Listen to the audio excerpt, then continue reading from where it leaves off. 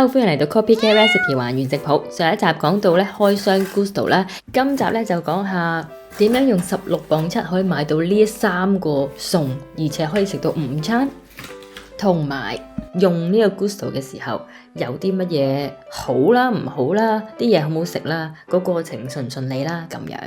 好啦，咁首先咧我第一個餸去整咧就係呢個檸香蝦仁脆肉瓜意大利飯。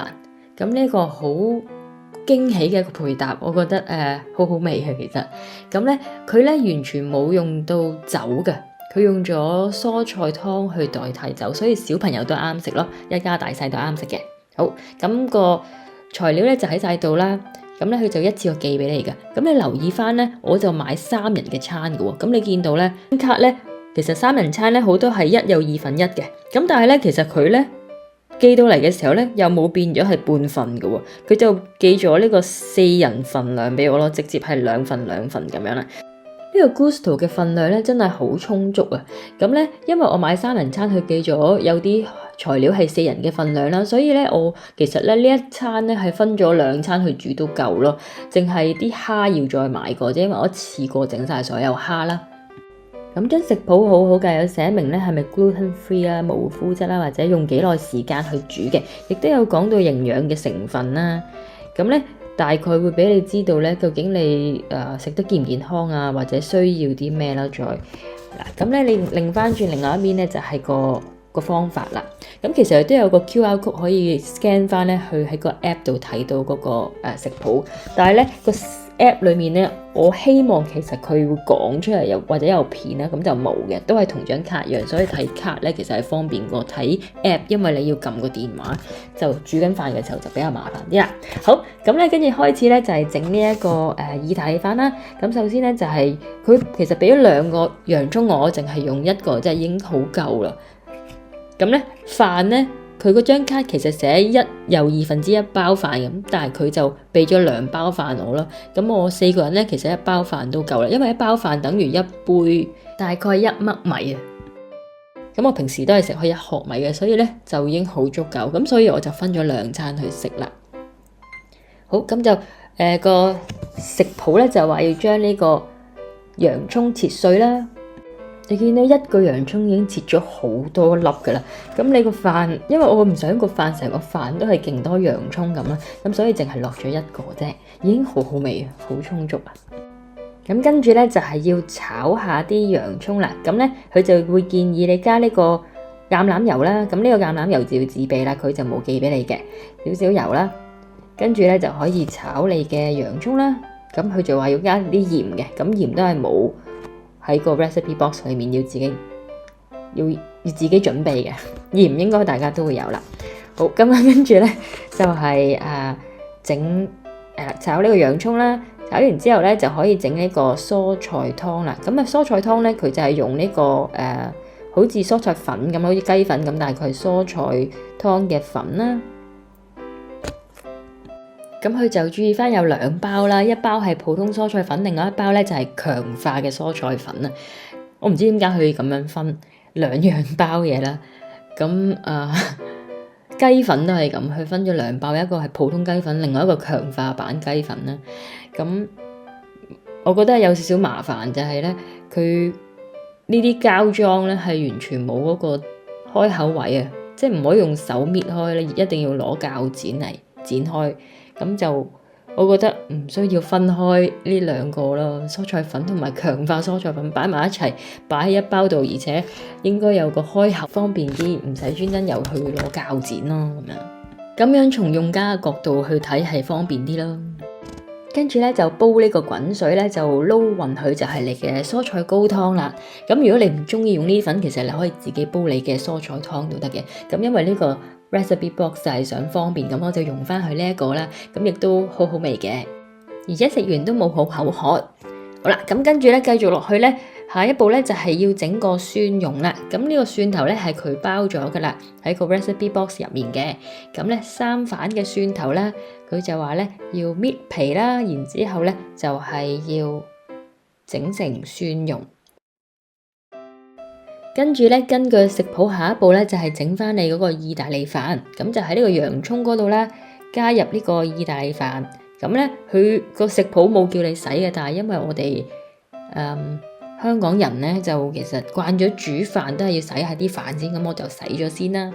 然之後就加呢個意大利飯啦，同埋咧加一半嘅啱啱切好嘅蒜蓉啦。咁留一半咧之後有用嘅，咁就炒一炒佢。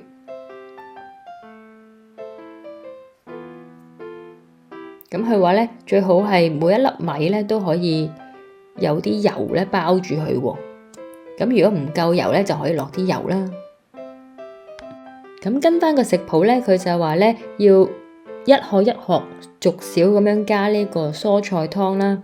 咁咧仲要不停係咁攪咧，攪去25至30分鐘。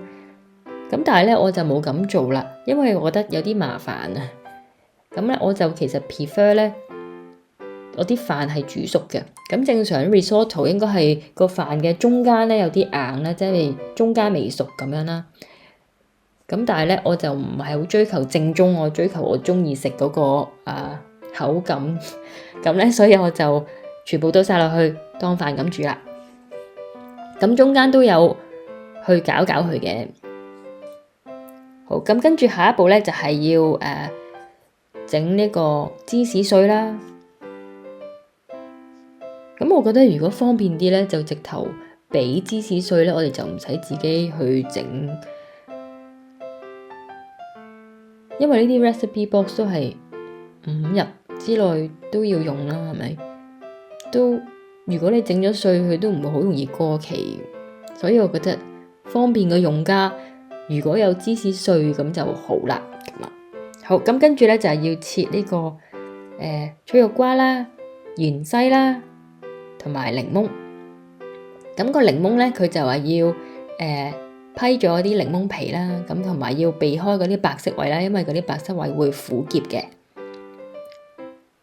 係啦，咁咧批咗嗰啲皮之後咧，就可以切呢個檸檬啦。咁最尾係會擠啲檸檬汁，同埋會做半碟嘅。好啦，咁個飯咧就係得閒都攪下佢啦。然之後咧個飯熟咗咧，你就可以咧根據個食譜咧就係咧將半個檸檬擠落去啦，啲檸檬汁。所以成個飯咧係好有芝士味得嚟咧，亦都有檸檬嘅香味嘅，真係酸酸地，少少酸酸地，跟住亦都好香。咁啦，咁啊仲有咧加一嚿嘅牛油啦，同埋所有嘅芝士落去啦。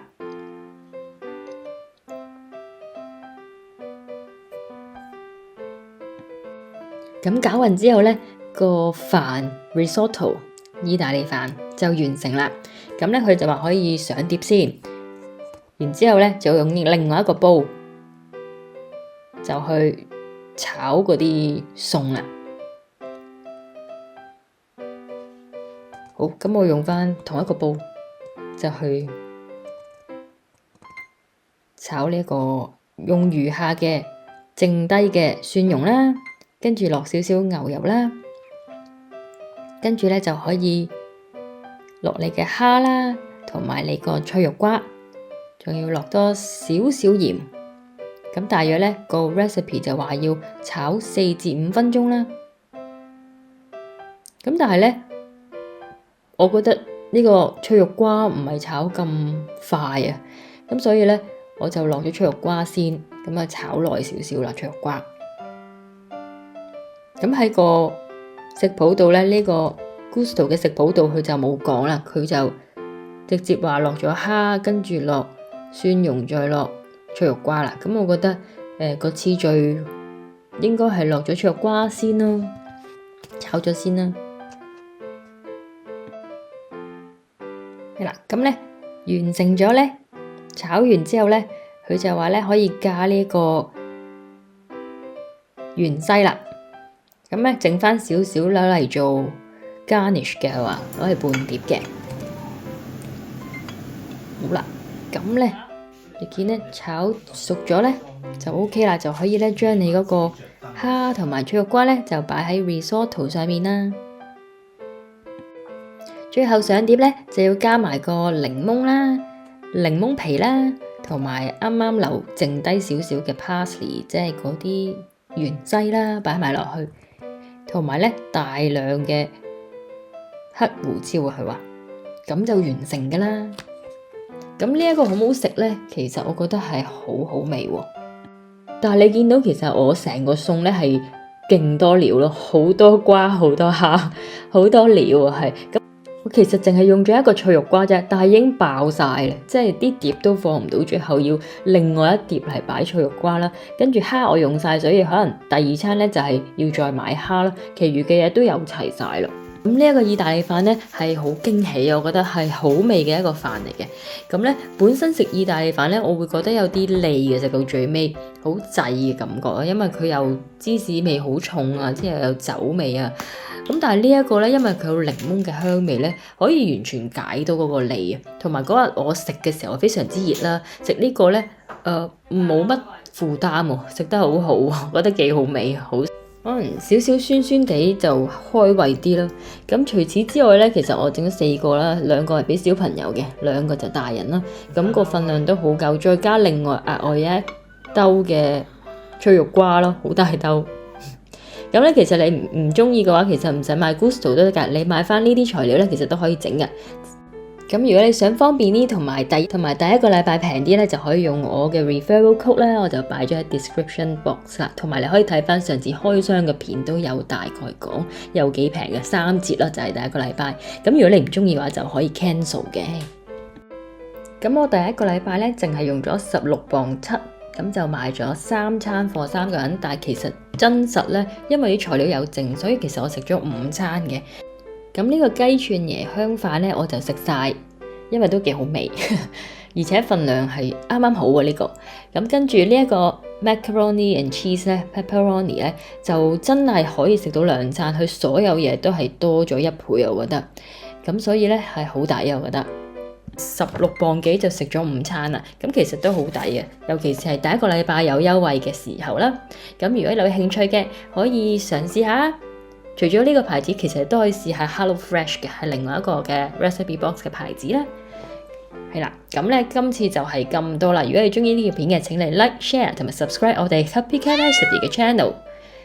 如果有興趣，可以睇翻上一條開箱片。我哋下次再見，拜拜，thank you。